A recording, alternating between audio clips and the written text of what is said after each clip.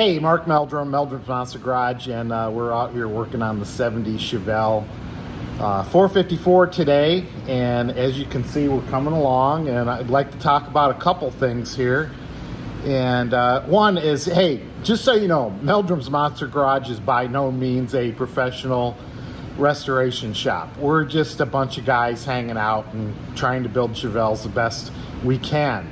Now, we are no rookies at this when it comes to building Chevelles. We built some beautiful 66 Chevelles, put together 71, just about every year Chevelle you can think of. Between Mike, Larry, and myself, we've put together, worked on. So this extra special car, as you know, it's a 454 from the factory. So you know, we're trying to pay a little more attention to detail, and we certainly appreciate people like Chris White and Rick Nelson and all the Tom Reitler, all the 1970 Chevelle gurus out there. Larry and I work with them at the McCacken show on judging these cars. We tend to stay away from the 70 Chevelles because Larry and I know a little more about the 66 and 67 Chevelles, but we're definitely learning. We appreciate all the comments that come through on this. Now, when I was in the mock-up mode on this car, the comments weren't real useful because, you know, we were mocking things up. I knew I had wrong parts on there. I knew I had the wrong alternator on there and different things. But now we're getting close to the nitty-gritty of getting the body almost ready to put on top of this frame. We're trying to button up as much of this engine as we can. You know, we've got it broke in. It's running good.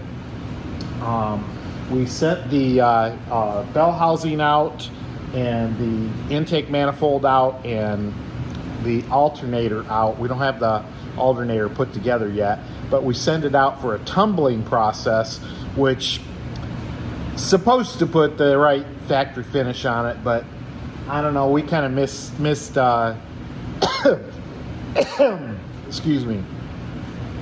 We kind of missed it a little bit. It looks nice. It's a little too shiny. I would have preferred it to be a little more duller and have a little more speckle on it from the process. But anyway, it does a nice job of cleaning it up. I did my best on this bell housing to clean it up, and it just wasn't getting the dirt out of it. So we decided to try this process. But now, like I say, we're getting into nitty-gritty. I appreciate all the comments. Jim Brady saw a picture of the engine this week, and I had this particular bracket on there. Now, a lot of the brackets we got for this engine were off of a 72 big block, and I think it was for a truck. And he pointed out, hey, Mark, see this little notch in here, right here? That's for a truck. And that was a good catch. I really appreciate it. He sent me a private message, and we had one that was straight across in stock. So, and it also has a little bushing in this piece right here. I'll show you a picture of that. But he made a comment about that. So I had one of the brackets already in stock, so it was easy enough to put on. And I had my smog pulley upside down. So, you know, he said, hey, switch that around. So we're certainly starting to appreciate all the comments as we put this car back together. Now today, I'm working on a little bit of the wiring, and it's time, you know, before we had the oil pressure gauge hooked up down here. I don't know if you can see this down in here, but let me try to zoom in on it. I guess I can't zoom in on it right now, but I'll take some pictures. I'm going to put the pressure sensor back in there. Now, GM still sells the pressure sensors, and I prefer to put a new one in there to get it so we know it's working. I'm not going to use a NOS one. No telling, you know, how long they've been sitting on the shelf. It's an electronic component. I want it to work right, and I'm going to put it in here. And it just goes to an idiot light on the gauge, so if you got low pressure, the light will come on. But anyway, as you can see, these take a special socket to put in there, and I felt like I've done enough of these now that I need to buy one of these sockets. I bought it for the last, I think, 72 Chevelle project we were working on, and it is you know, instead of trying to grab a vice grip or something and grab this, this goes right in here, you know, easy peasy. So now I can screw this in there with a wrench and get it nicely tightened up. So there's one thing we'll put on today. The other thing we're working with is, you know, these old wiring harnesses that we got with the original car, a lot of problems, you know, like the fabric resistor wire here is, you know, the fabric's just shot and dirty and crappy looking. The you know, wires were spliced in and out of this harness, as you can see, and just not a good piece. So what I'm working with, and also you'll notice that some of the back bracketry that should be on here wasn't on this harness. I don't know what happened to it, but there's two nice little clips that hold this wiring in a little loom here. So we've got one on this side, and on the other side for the starter we've got in place now. So I feel much more comfortable with the new wiring harness on. This one's made in the USA by M&H. I think we've used American Auto Wire too, but both make very good reproduction wiring harness that will feel much more comfortable with the car. You know, you don't have all this brittle wire to contend with. So we'll move along on this 454 today. We stabbed the Uncle Larry and I stabbed the distributor back in. We've got this at top dead center, so we know we're all set there. And yes, this is the exact right distributor on there. What's the number on there?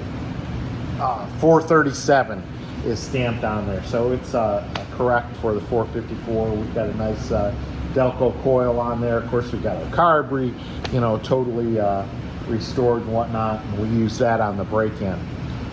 So we'll get these wires. They're date coded. We'll first quarter of 1970. The car was built in February of 1970. So we're all set here. We will keep moving along, get things hooked up, and I'll show you a few pictures along the way today. All right, here we go.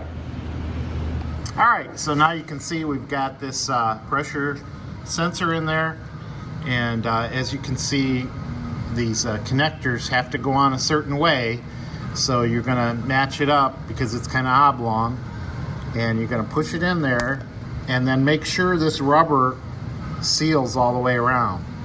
And since we're here, we've also got the spool centerer indicator here, I don't know what you call it, for the brake switch. We can pop this on there too, and once again we'll make sure that seals, makes a nice little seal there. So there you go, nice little detail there. All right, we got some bits and pieces done today. I need to dig up a couple hose clamps here, and we got the, like I said, I got the right bracket there. That's straight now, so we're set there. Got the carburetor on there. I'm still let me see what else. I got the exhaust hooked back up there and on the other side, and I don't know, just bits and pieces. And then of course I was messing around with some of the clutch linkage there, and like I say, got the connector done there. So yeah, we're moving right along. Try to get that body, which is sitting over there, back on this frame sometime within the next week, I hope.